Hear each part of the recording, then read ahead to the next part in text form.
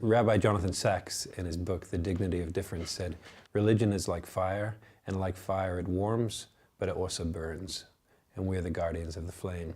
That book he was writing, The Dignity of Difference, is actually a book my father gave me shortly before he passed away.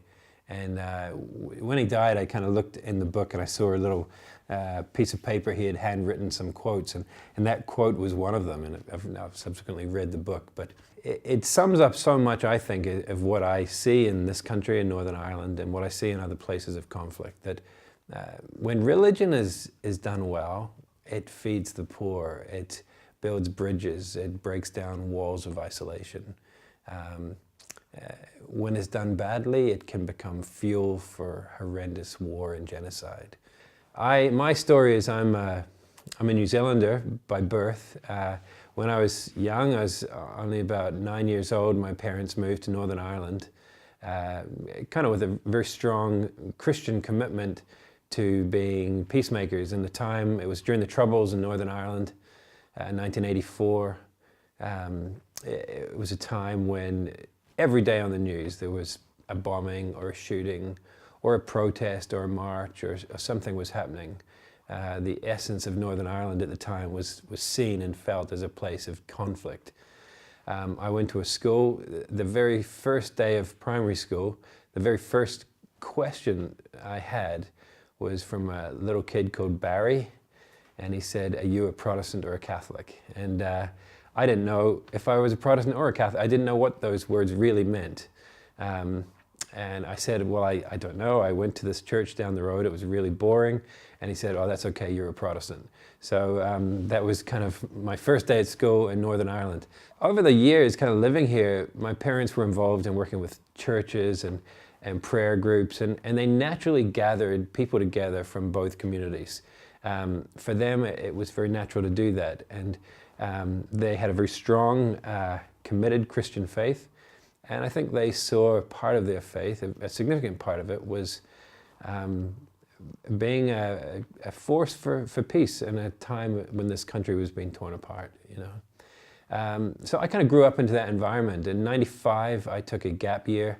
I spent a year in South Africa, just less than a year after South Africa had its first democratic government. I realized that there's so much similarities in South Africa, between South Africa and Northern Ireland. That sense of alienation of peoples, peoples that live right next door to each other but don't understand each other, that have subtle, sometimes differences in culture that actually can cause conflict. And the other thing I saw between these two countries was the common thread that religion was a big part of the conflict. You know, some people could say it was at the root of it. Really, the Northern Irish conflict is about two ethnic groups, if you like, sharing space, going back to the 1600s when many people from Scotland, Scottish Presbyterians, moved to the north of Ireland. But what was similar, a very strong similarity between South Africa and Northern Ireland was a strong theology that the plantation people, the people that moved here, had a sense that God was on their side and that actually God was giving them this land. This was their land to take. And you find it in a lot of conflicts in the world. You see it in North America. You obviously see it in the Middle East. You see it in different places where a people group moves to a place and says, God's on our side and he's given us this land, you know, and you kind of read the Old Testament and you go, this is what we're living today. You certainly in Northern Ireland got this sense that I think the Protestant people felt this was their land. You know, many hundreds of years later in 2017, in 2018, whatever, we're still seeing the reality of two people groups that don't quite get along. After that year in South Africa, one of the kind of graphic moments was I was in India actually, and I was there as a Christian, and I was doing good work, trying to make a difference in the city of Mumbai. And one day I got into a taxi, and the taxi driver was a Muslim guy, and we started talking to each other, and he said, where are you from? And I thought, he's never going to have heard of Northern Ireland, but I said, I'm from Northern Ireland, you've probably never heard of it. And he said, Northern Ireland, that's where the Christians are killing each other. And I remember in the back seat of the taxi just being like, yeah, shamed. I felt like I'd been kind of punched in the gut a little bit, you know. Not offended in any way. It wasn't his fault, but I just go, what a tragedy that I'm all these thousands of miles away from Ireland. The one thing that this Muslim guy in the city of Mumbai knows about my country is that we have a conflict, and not only a conflict, but a religious conflict, you know, rooted around the Christian faith. And I thought that was tragic, you know. For me, I suppose that was a key moment in sensing a real sense of vocation to be involved in Ireland, in the north of Ireland, but also in places of conflict to try and diffuse conflicts that have a religious root, and try and be involved in actually disconnecting religion from ethnicity. And there's that toxic mix of where a flag and the cross get stuck together.